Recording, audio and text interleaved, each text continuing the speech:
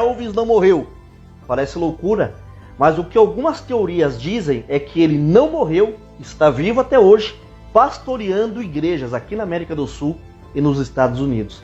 No dia 16 de agosto de 1977, morria na mansão Graceland, na cidade de Memphis, Tennessee, Estados Unidos, o cantor e intérprete Elvis Aaron Presley, considerado o rei do rock and roll. A morte se deu, segundo o atestado de óbito, por arritmia cardíaca e ingestão de vários tipos de medicamentos. Agora à noite, o Hospital Batista de Memphis informou que Elvis Presley foi encontrado morto por seu empresário. Apesar disso, surgiu uma corrente de pessoas que acreditam que Elvis não morreu. O slogan Elvis não morreu é muito conhecido e bastante utilizado tanto pelos que com sinceridade acreditam nisso, como também com fins comerciais pelos detentores dos direitos sobre a imagem e obra do artista. Segundo defensores desta teoria, uma das evidências mais fortes apontam que Elvis denunciou a máfia do crime em Las Vegas e por isso teve que ser inserido no serviço de proteção a testemunhas. Veja.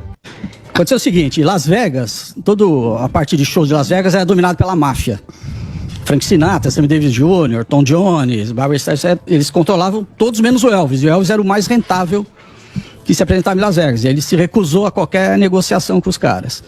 Ao mesmo tempo, ele teve um problema com um grupo chamado Fraternidade, que era uma máfia de Los Angeles, ligada à máfia italiana, que deu um toco nele de $1 milhão na compra de um avião. Só que o Elvis, ele era um agente federal, pouca gente sabe disso. Caramba. Nomeado pelo Nixon. Certo. Aí eu conto essa história mais adiante pra vocês.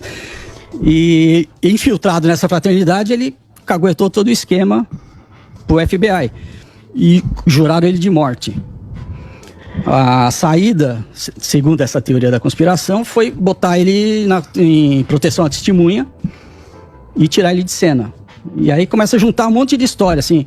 Ele era amigo do Larry Hagman, que era o Major Nelson, né, da Dini, que tinha fazendas na Argentina. Na noite que ele morreu, um cara chamado John Burroughs embarcou de Memphis com destino à Argentina, segundo a teoria. John Burroughs era um pseudônimo que ele usava para ficar meio clandestino. Aí ele foi para lá. A Priscila, a determinada altura, foi fazer uma plástica na Argentina, destruiu o rosto dela, né? E apareceu há uns 10, 12 anos um pastor chamado Bob Joyce em Little Rock. O pastor é o Elvis escrito, canta igual o Elvis, e a vida do cara virou um inferno, cara. Todo mundo persegue ele pra tentar provar, e ele, a voz dele, assim, eu não apostaria 100% que o cara não é o Elvis.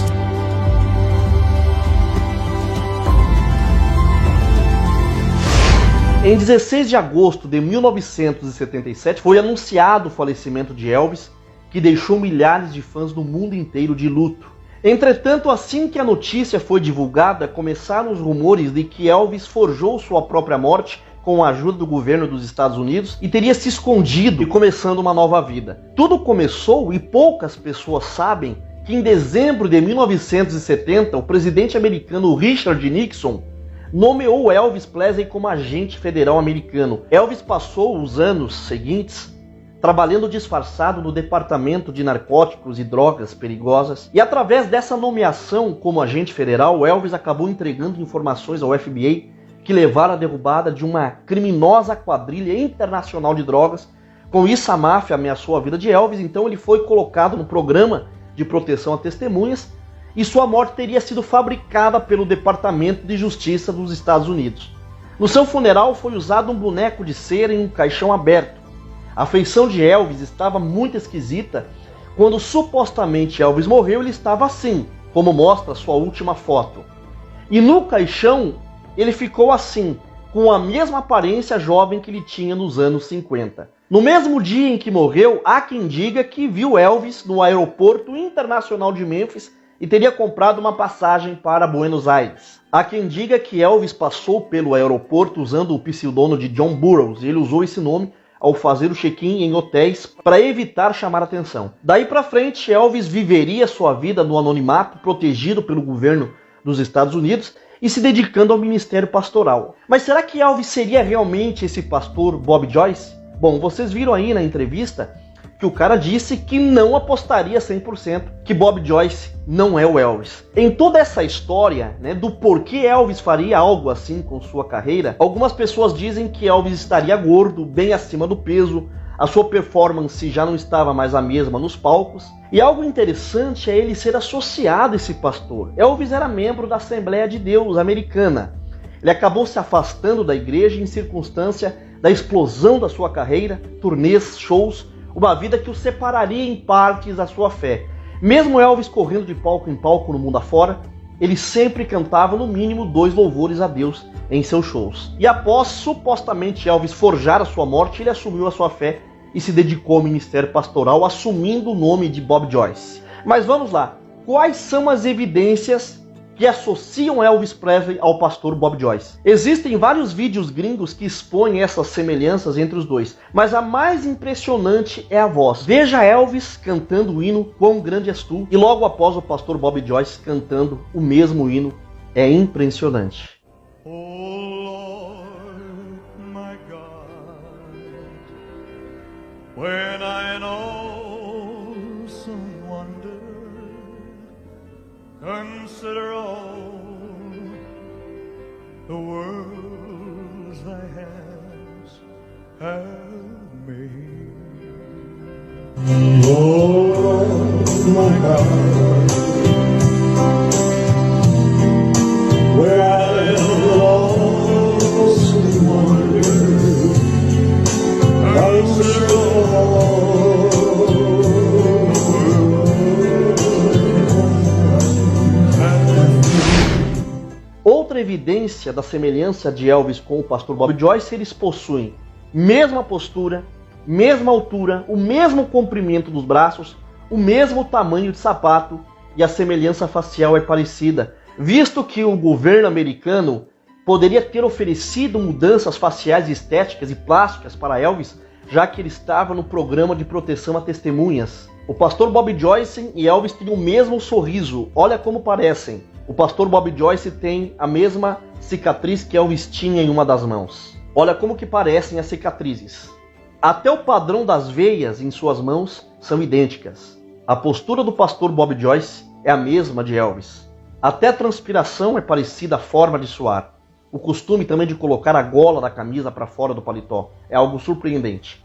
E olha só, a mesma guitarra, ou uma parecida. E a voz, gente, é coisa impressionante. Eu vou colocar um vídeo aqui, onde o pastor Bob Joyce aparece cantando uma das músicas de Elvis. Veja só.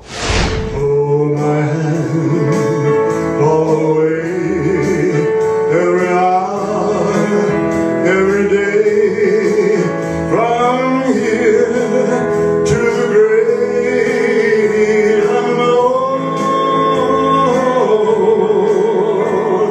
Take my hand, let me stand where no one stands alone. Se isso tudo for verdade, uma coisa é certa. Elvis cansou do mundo da fama, alcançou tudo que o dinheiro poderia lhe dar, mas com certeza aquilo que ele sentia nessa humilde igrejinha de madeira da Assembleia de Deus é algo impagável. Abrindo-se a oportunidade dele viver a sua fé, ele abandonou tudo e foi viver o seu chamado. Above thy deep and dreamless sea, the silent stars go by. Yet in thy dark street shineth the everlasting light. O que você achou desse vídeo? Será que essa teoria pode ser verdade? O pastor Bob Joyce pode ser Elvis? O timbre da voz, as semelhanças físicas podem ser coincidência? Ou pode ser uma verdade? Elvis poderia sim ter largado tudo para servir a Deus e a Cristo de toda a sua alma? Deixe a sua opinião nos comentários, ajude esse canal a crescer, compartilhe esse vídeo com outras pessoas, deixe o seu like, é de graça.